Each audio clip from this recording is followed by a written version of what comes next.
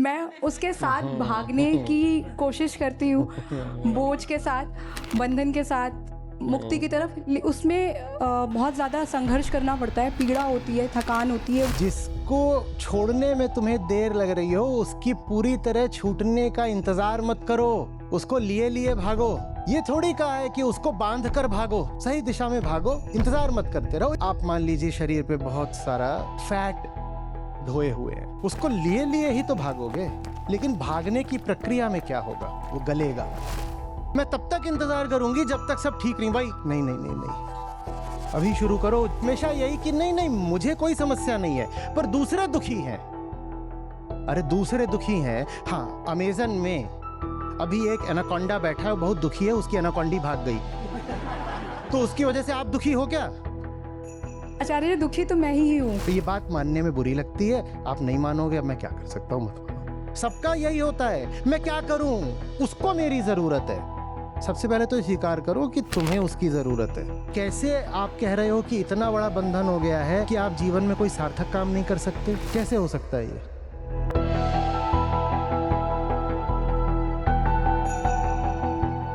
आचार्य जी प्रणाम। आचार्य जी, आपने आज जो हमने पकड़ लिया है, उसको साथ ढोते हुए समझाया था कि हम थोड़ा सा उसको ब्रेक दें, फिर ढोए। आपने पहले भी कहा था कि अगर कुछ पकड़ लिया है, कोई बॉन्डेजेस हैं, बंधन है, तो तुम उसके साथ ही भागो। उसको अगर छोड़ नहीं सकते तो उसके साथ भागो। तो मैं उसके साथ भागने की कोशिश करती हूँ, बोझ के साथ, बंधन के साथ, मुक्ति की तरफ।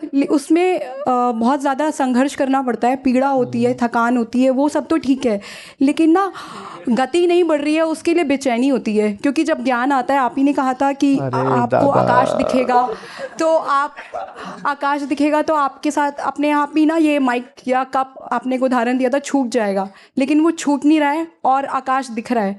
तो वो एक बेचैनी अंदर रह रही है, वो अपनी परिस्थिति में आपने स्थिति समझ नहीं रही हूँ। जिस जिस तरीके से उस पूरी बात का ढांचा बनाया है, कुछ छूटेगा भी नहीं। मैंने कहा है कि जिसको छोड़ने में तुम्हें देर लग रही हो, उसकी पूरी तरह छूटने का इंतजार मत करो, उसको लिए लिए भागो। ये थोड़ी कहा है कि उसको बांध कर भागो। मैंने कहा तुम अपनी ओर से छोड़ना चाहते हो, पर भीतर की वृत्तियां हैं, समय लग रहा है। तो ये मत कह देना कि जब पूरी तरह से सब छूट जाएगा और बिल्कुल निर्मल हो जाएंगे और निर्भर हो जाएंगे तब भागेंगे। सही दिशा में तुम भागो, सही दिशा में भागो, इंतजार मत करते रहो। इस अर्थ में मैंने कहा है, ये थोड़ी कहा है कि सही दिशा में भागो, लेकिन अपने बंधनों को सिक्योर करके भागो और अच्छे से करके भागो। भागने से आशय क्या है? आप मान लीजिए शरीर पे बहुत सारा फैट ढोए हुए हैं, उसको लिए लिए ही तो भागोगे, लेकिन भागने की प्रक्रिया में क्या होगा? भागने की प्रक्रिया में क्या होगा? वो गलेगा। मैंने लाइसेंस नहीं दे दिया है कि जिन विषयों से आसक्ति है, उस आसक्ति को कायम बिल्कुल रख करके भागना है, ये थोड़ी बोल दिया है। देख कितना खतरा है। इसलिए मैं पूरी बात बोलना चाहता हूं, पर जमाना रील्स का है, तो उसमें इतनी सी ही बात जाती है और इतनी सी बात तो कभी पूरी नहीं होगी। उसमें कुछ आगे है, कुछ पीछे है। वो बात कही गई थी। देखिए, कभी भी कोई बात कही जाती है ना, तो बात अपने आप में सत्य नहीं होती, वो किसी मान्यता को काटने के लिए कही जाती है। तो उदाहरण के लिए अगर मैंने कहा कि जैसे हो, come as you are and run as you are, तो वो मैंने बात किसी मान्यता को काटने के लिए बोल रही है। किस मान्यता को काटने के लिए बोली है? कि I will wait till I am perfect, when I will be absolutely fit, then I will start running. इस मान्यता को काटने के लिए मैंने कहा नहीं, you start running just as you are. तो जब भी मेरा कोई वक्तव्य पढ़ो, तो ये मत सोचो कि मैंने कोई कॉन्सेप्ट दिया है, कोई सिद्धांत दिया है। अपने आप से ये पूछा करो, इसको अच्छे से समझिए, अपने आप से ये पूछा करो कि उन्होंने ये बात किस मान्यता को काटने के लिए बोली होगी, क्योंकि मान्यता को काटने के अलावा बोलने का कोई उद्देश्य होता ही नहीं है, होता ही नहीं है। तो जो मैंने बात बोली है वो सिर्फ निगेटिवा में एप्लीकेबल है, उस मान्यता के कॉन्टेक्स्ट में, संदर्भ में एप्लीकेबल है, वरना जो भी मैंने बोला वो अपने आप में कोई अर्थ नहीं रखता। ठीक वैसे जैसे कोई भी दवाई अपने आप में कोई अर्थ नहीं रखती। कोई भी दवाई अर्थवान सिर्फ बीमारी के संदर्भ में होती है, नहीं तो दवाई क्या पोषण होती है? दवाई क्यों क्यों खाए? आप किसी के सामने ले जाओ कि ये दवाई माने केमिकल, कि ये केमिकल अच्छा है कि बुरा है? ना अच्छा है ना बुरा है। हाँ, दवाई को अगर बीमारी के संदर्भ में बता पाओ तो वो अच्छी हो जाएगी कि in context of this disease what do you think of this chemical, तब कहा जाएगा this chemical is very beneficial if you have this disease. तो आप एक मान्यता लेकर आते हो, उसको काटने के लिए मैं कोई स्टेटमेंट देता हूं, उस स्टेटमेंट को हमेशा उस मान्यता को साथ रख करके पढ़ा जाना चाहिए। कौन सी मान्यता थी मेरे वक्तव्य के पीछे? कि मैं तब तक इंतजार करूंगी जब तक सब ठीक नहीं, भाई कि रिटायरमेंट हो जाएगा उसके बाद कुछ करेंगे। तो मैंने कहा था कि नहीं नहीं नहीं नहीं, अभी शुरू करो। जो भी तुम्हारी बुरी हालत है, जैसी भी है, अभी दुर्बल हालत है, शुरू अभी करो, ठीक है? पकड़े पकड़े ही बढ़ना है, ये नहीं कहा है। दूसरे तरीके से पूछते हो आचार्य जी कि मैंने तो विषयों से आसक्ति छोड़ दी, या अपने जो कर्तव्य बंधन बना रखे हैं, जो डिसीजन आप बोलते हैं ना अपरिवर्तनीय है। मैं कहूं कि मुझे अभी से पता है आपका अगला वाक्य क्या होगा।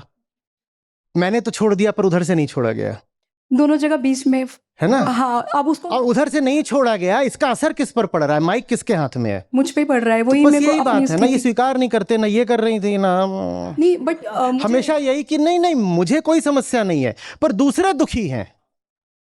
अरे दूसरे दुखी हैं। हाँ, अमेजन में अभी एक एनाकोंडा बैठा है, बहुत दुखी है, उसकी एनाकोंडी भाग गई तो उसकी वजह से आप दुखी हो क्या?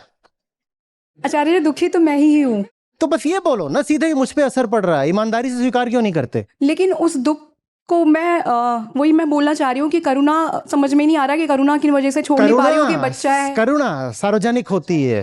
हाँ, सार्वजनिक। कहाँ? तो करुणा बस उसी पे क्यों होगी जिससे आसक्ति है, वो उसे फिर करुणा नहीं बोलते। आपने बताया मोह होता है, ममता हाँ, तो बस होती वही है। है, मोह है, ममता है। लेकिन अगर सबसे है तो उससे भी तो है, वो हाँ, नहीं तो छूट रही है। हाँ, तो उसका तो तरीका ज्ञान होता है, देख लीजिए क्या बात है।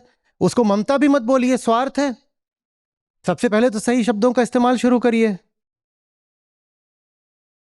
मुझे अपनी तरफ से कोई स्वार्थ नहीं है, लेकिन उसको मेरी ज़रूरत है। ऐसा लगता है शारीरिक संयोग से है बीमार, अगर दुखी है वो तो कैसे छोड़ दे, ये समझ में नहीं आता। यहीं पर अटक जाते हैं कि अगर सामने वाले को आपकी ज़रूरत है। आप यहाँ सब बैठे हो, ठीक इस पल आप में से किस किस के रिश्तेदार या दोस्त बीमार हैं?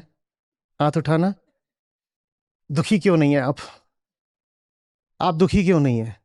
उन सबको आपकी सेवा की जरूरत है, क्योंकि आप उनकी सेवा कर भी दोगे ना तो उनसे आपको कुछ नहीं मिलने वाला। जिससे मिलने की उम्मीद है वहां निवेश कर रहे हो, सेवा वगैरह मत बोलो। नहीं तो बीमार तो पूरी दुनिया ही है। बीमार तो वो मुर्गा भी है जिसका चिकन सूप अपने बच्चे को पिलाते हो। बात यह नहीं है कि वो बीमार है उसे मेरी जरूरत है, बात यह है कि वहां निवेश करेंगे तो आगे कुछ मिलेगा। ये बात मानने में बुरी लगती है, आप नहीं मानोगे, अब मैं क्या कर सकता हूं, मत मानो। मैं क्या करूं इसमें, नहीं मानोगे आप, मत मानो। 85% भारत ही अब मजे में मुर्गा खाता है, और बच्चों को तो खासतौर पर खिलाया जाता है low carb high protein, doctor साहब का नुस्खा। अम्मा कह रही है नहीं नहीं नहीं, मैं स्वार्थ के नाते तो कर ही नहीं रही, मुझे तो बस किसी का दुख नहीं देखा जाता।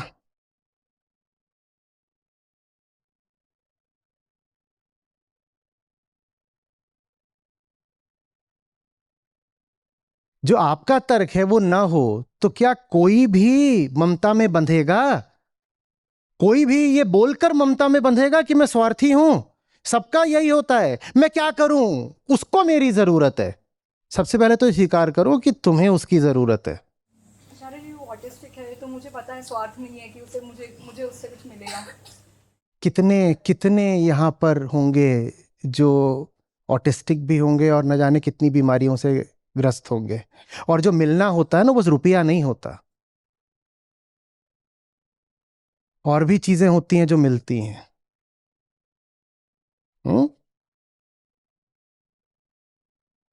ऑटिस्टिक बच्चे की देखभाल करने से कोई क्यों रोके आपको? लेकिन वो देखभाल कैसे आप कह रहे हो कि इतना बड़ा बंधन हो गया है कि आप जीवन में कोई सार्थक काम नहीं कर सकते? कैसे हो सकता है ये? आप तो बच्चा कह रहे हो, मेरे पास तो मेरे जानवर रहे हैं जो बीच बीच में बहुत बीमार पड़ते हैं, उनकी बेचारों की जिंदगी कितनी होती है, 5 साल, 10 साल, 12 साल, और वो बीमार भी खूब पड़ते हैं और उनकी खूब सेवा करी है। ये अभी डॉग्स वाला कैंपेन चला था, 2 स्ट्रीट डॉग्स थे मेरे पास, तो उनको मैं खुद टट्टी उनकी साफ कर रहा हूं, झाड़ू लगा रहा हूं, पानी डाल रहा हूं, लेकिन उससे मैंने अपना काम थोड़ी रुकने दिया। ये क्या तर्क होता है कि मैं किसी की सेवा कर रही हूं तो इस कारण मेरा काम रुक रहा है? ये कैसे हो सकता है? अब या तो मैं आपकी जिंदगी में बिल्कुल ग्रैनुलर तरीके से घुसूं और मिनट मिनट का हिसाब लिखकर बताऊं कि देखिए आप यहां पर बेईमानी कर रही हैं, आप वास्तव में समय यहां खराब कर रही हैं, लेकिन दोष अपने बच्चे पर डाल रही हैं, और समय आपका जा कहीं और रहा है। अब या तो मैं वहां घुसूं या फिर आप ही अपनी ईमानदारी से आत्मावलोकन कर लीजिए और अपने समय को देख लीजिए कि सचमुच कहां जाता है।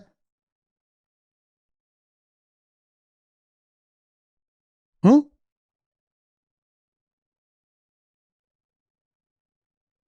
We find holy reasons to N,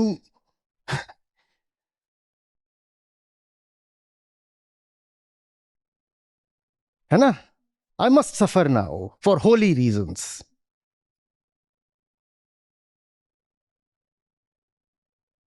क्योंकि सफरिंग चीज ही इतनी गंदी है that nothing less than holy will suffice.